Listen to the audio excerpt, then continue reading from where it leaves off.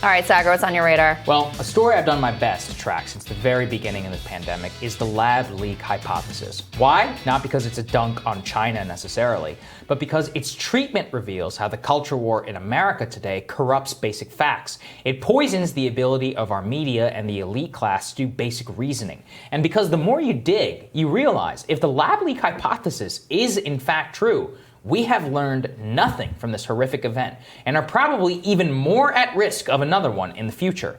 A new entrant onto the scene of reporting out the lab leak hypothesis was introduced. Stunning new facts, and it puts the mainstream media to shame. It gives even more credence to the theory. Nicholas Wade, he's a former science correspondent for the New York Times, out with a bombshell new multi-thousand word study for the Bureau of Atomic Scientists, in which he does what I consider to be the best job so far of investigating the origins of the outbreak.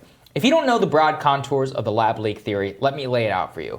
We know coronavirus came from Wuhan, China, where there happens to be a lab called the Wuhan Institute of Virology. That lab was conducting a type of research known as gain-of-function research, where scientists attempt to create viruses which are more powerful than known in nature, the theory being that you can then create cures for potential diseases of the future.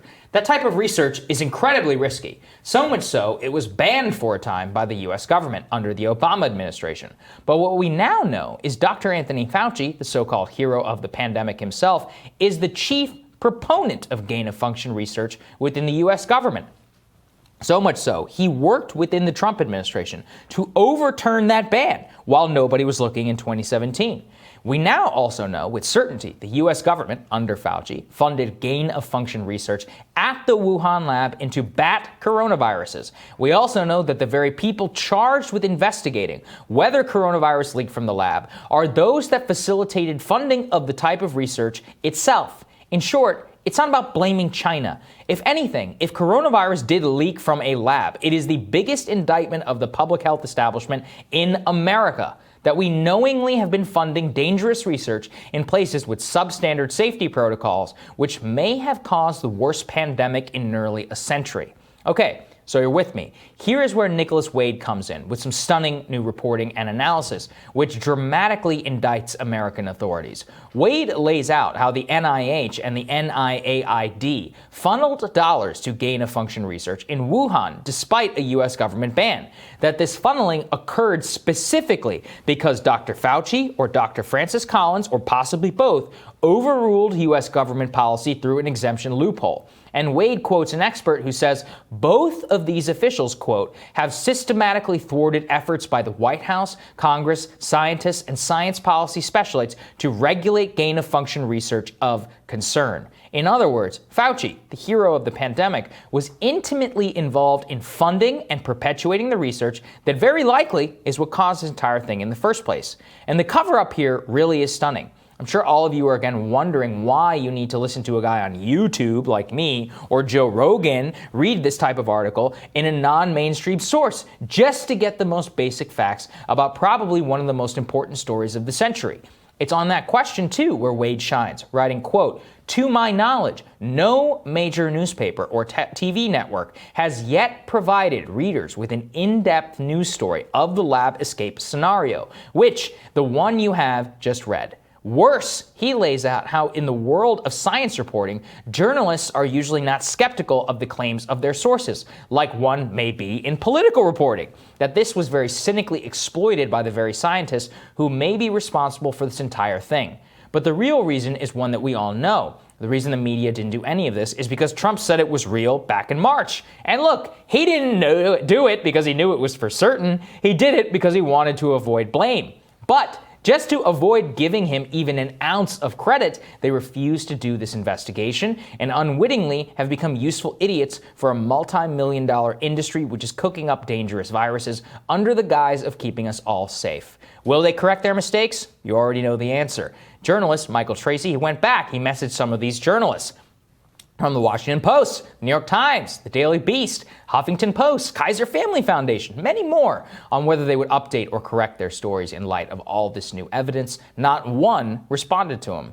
Why does all this matter? Can't we just say, move on, you might say? No, because if the media refuses to do its job, this can all happen all over again. And it already is. In response to the pandemic, scientists have now cooked up a $1.2 billion scheme known as the Global Virome Project, which is a, quote, 10-year collaborative scientific initiative to discover unknown zoonotic viral threats and stop future pandemics. In other words, it's $1 billion more thrown at gain-of-function research for a whole host of new unknown viruses. Who will do the investigation into whether any of this is safe? Will Congress come to its senses and say, hell no, we're not allowing that here? And if the U.S. government or U.S. taxpayers are trying to fund it, then maybe we should ban it. Answering the question as to the origin of the coronavirus is the only way that we can determine what is and what is not safe in the future. And unfortunately, our media has doomed us to a possible round 2, and we only hope that the next one is not as bad as this one was.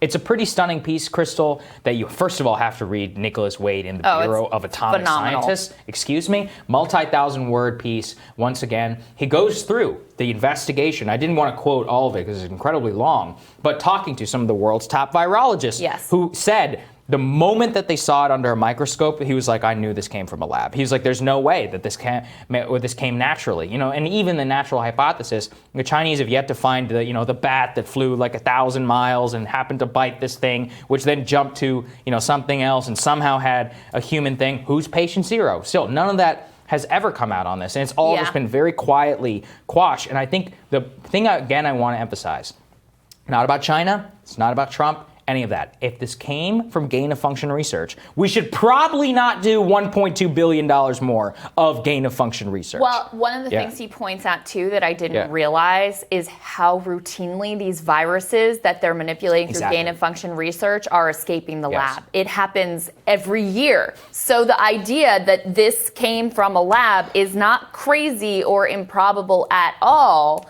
because documented other viruses escape the lab, again, almost every single year while doing this research. He also goes through not only the improbability of it having come from a bat, also, and this is another thing I didn't know, previous viruses that did jump from wildlife into the human population, they were able to track that back. Very easily And very quickly. So they knew right away, like, oh, here was the evolution. It went from this animal to that animal, and that's how it ended up here, and that's where we ended up with MERS. Exactly. Yeah. So the other piece, though, that to me was really key in understanding the dynamics of all of this is there were essentially 2 letters that came out in the beginning that were like, it's absolutely not from the lab. Right. And a bunch of scientists signed on to this, and this is what the media took and ran with. And that's why they always, when they're talking about this, they're like, the debunked lab leak hypothesis is essentially tracked back to these 2 letters. And he goes through how, in particular, the very first letter, the person who was leading the charge deeply compromised is Peter Daszak, who is, again, this is the person who facilitated the funding from the NIH to the Wuhan lab and is now on the Wuhan team investigating for the WHO. So this guy is directly, if it came from the lab, he's directly implicated in being involved with securing the funding for this. Now, not only does he spearhead this letter saying, oh, it's absolutely not that, with zero disclosure that he has any conflict of interest here. But as you said, he's also on the World Health Organization team that's investigating where this came from. So look, scientists are human beings. They are looking out for their own interests in the way that human beings do. And there's a lot of money and careers and research to be had from going down, in this direction of this gain-of-function research. This is how people make their career. So they're ambitious, they want to protect themselves, and there is a lot of money at stake if this type of research gets exposed as dangerous as we see that it is, and is ultimately shut down. So they closed ranks. Media just accepted it. Not only because they just were sort of like deferential to the scientists, trust the science, that was but also that was part of it. The other part of it was Trump out there acting as a bad actor. And of course, his acolytes taking it too far and saying like this was intentional, China releasing it. Oh, that's not what we're talking about here at all. But that's part of why they immediately shut this down. And just the investigation of what actually happened became this weird partisan issue. Yeah, and even now it's partisan, which is that right now only Republicans are the ones who are talking about it. Why? Because they hate Fauci. Fauci. And look, I don't like Fauci, but that doesn't mean that this should be the impetus of the investigation. It should be Fauci, Dr. Peter Daszak. It should be anybody who was involved in funding gain of function. But more importantly, $1.2 billion thrown, 10 times more money thrown at gain of function research in response to the pandemic is possibly the worst thing you could do if gain of function research is what created this virus in the first place. And that is possibly what I'm scared the most about, from the investigation into all of this. I encourage you all to go read Nicholas Wade's reporting. It'll take you a while, but it is very, very worth just going through systematically debunking some of the other hypotheses, really investigating everything. This is the type of work we should have had back in May of 2020, but we had to wait till 2021. And if you want to avoid the next pandemic, we should really, really understand. That's the other thing that comes out of this piece, why it's so important to understand what happened here. That's right. All right, I'm looking forward to your radar next, Crystal.